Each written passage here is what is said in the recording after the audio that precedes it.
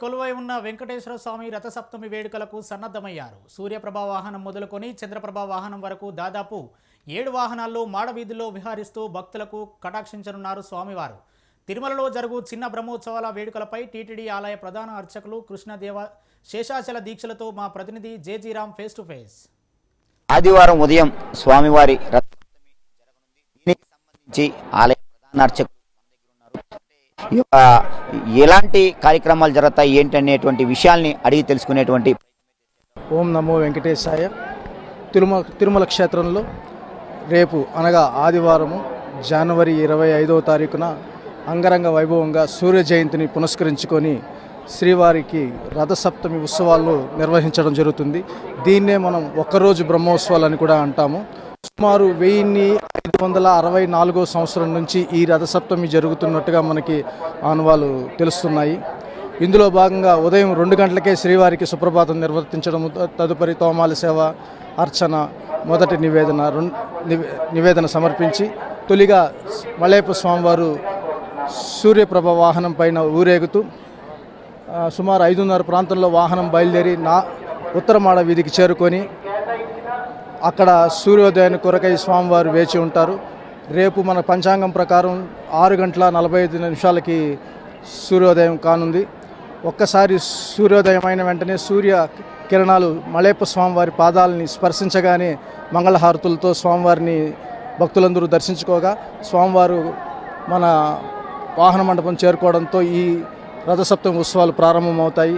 ఇందులో భాగంగా మనకి చిన్న శేషవాహనము, గరుడ వాహనము, హనుమంత వాహనము, మధ్యలో చక్రస్నానము, తరువాత కల్పవృక్ష వాహనము, సర్వభూపాల వాహనము, అదేవిధంగా చివరిగా రాత్రికి చంద్రప్రభ వాహనంతో అద్భుతంగా ఈ రథసప్తమి వేడుకలు పరిసమాప్తం అవుతాయి. తిరుమల తిరుపతి దేవస్థానం వారు దీనికోసం అంగరంగ వైభవంగా తిరుమల క్షేత్రాన్ని తీర్చిదిద్దినారు. భక్తులందరూ తగిన సూచనలు పాటిస్తూ స్వామివారిని దర్శించుకోవాల్సిందిగా కోరడం అనేది. భక్తులకి ఏమైనా ప్రత్యేకించి ఏర్పాట్లు ఏమైనా చేశారా? ఎప్పటి నుంచి ఈ యొక్క స్వామి మలయప్ప గారికి ఆ సూర్యప్రభ వాహనం నుంచి మొదలుకొని చంద్రప్రభ వాహనం పూర్తయ్యేంత వరకు కూడా సూర్యకిరణాలు స్పృశింపజేసే విధంగా కూడా జరుగుతూ ఉంది కదా, ఎన్ని ఏళ్ళుగా జరుగుతుందంటారు? బాగా మనకి ఉన్న సమాచారం ప్రకారం 1564 సంవత్సరం నుంచే ఈ ఉత్సవాలు జరుగుతున్నట్టు తెలుస్తున్నది. కానీ బాగా ప్రాచుర్యం చెందింది మాత్రం ఇటీవల ఒక 30 సంవత్సరాల నుంచే బాగా ప్రాచుర్యం చెందింది. కానీ ఈ సూర్యకిరణాలు స్వామివారి పాదాలను తాకినాకే స్వామివారి సూర్యప్రభ వాహనం పరిసమాప్తం అవడం అనేది ఇక్కడ ఆనవాయితీగా వస్తూ ఉంది.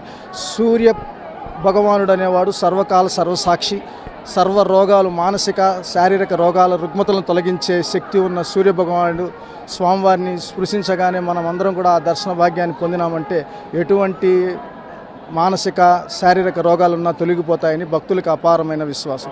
కాబట్టి ప్రధాన ఆలయంలో ఎటువంటి కార్యక్రమ కైంకర్యాలు చేసిన తర్వాత బయట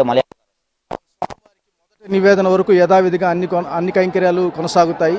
కాకపోతే ఈ విశేష దినాన్ని పురస్కరించుకొని మలయప్ప స్వామికి జరిగే కళ్యాణోత్సవం అయితే ఏమి, డోలోత్సవం అయితేనేమి, ఆర్జిత బ్రహ్మోత్సవం, సహస్ర దీపాలంకరణ వంటి సేవలు ఒక్కరోజు కోసం తాత్కాలికంగా రద్దు చేయబడ్డాయి.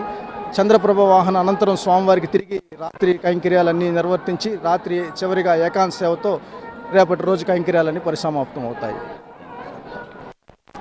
ఆయా అర్చకులైతే ఒకటే చెప్తున్నారు, స్వామివారి రథసప్తమి వేడుకైతే అంగరంగ వైభవంగా నిర్వహించడానికి ఇప్పటికే టీటీడీ అన్ని ఏర్పాట్లయితే చేసింది. సూర్య భగవానుడు పుట్టినరోజుని పురస్కరించుకొని కూడా ఈ యొక్క తిరుమలలో 1000 సంవత్సరాల క్రితం నుంచి కూడా రథసప్తమి వేడుకలు జరుగుతూ ఉన్నాయి. దీనిని ప్రతి ఒక్కరూ కూడా పూర్తి స్థాయిలో భక్తాదులందరూ దగ్గరుండి వీక్షించే విధంగా కూడా అన్ని ఏర్పాట్లను ఇప్పటికైతే టీటీడీ కూడా చేపట్టిందని చెప్తున్నారు. అదేవిధంగా దాదాపు 7 వాహనాల్లో కూడా సూర్యప్రభ వాహనం మొదలుకొని చంద్రప్రభ వాహనం వరకు సుమారు 7 వాహనాలలో భక్తులకు మలయప్ప దర్శనమిచ్చే విధంగా కూడా అన్ని ఏర్పాట్లు కూడా టీటీడీ ఇప్పటికే పూర్తిగా కూడా ఏర్పాట్లు అయితే చేసింది. సుమారు 2.5 లక్షల మంది భక్తులు తిరుమలకు వచ్చే విధంగా కూడా ఏర్పాట్లు అయితే చేశారు. అన్ని రకాల వాహనాలు అంటే 7 వాహనాలను పూర్తిగా కూడా అయ్యేంత వరకు ఎవరు విశ్రమించకుండా స్వామివారికి అన్ని కైంకర్యాలు పూర్తి చేసిన తరువాతనే భక్తులందరికీ కూడా దర్శన భాగ్యం కల్పిస్తారని చెప్పేది ప్రధాన అర్చకుల యొక్క విన్నపం.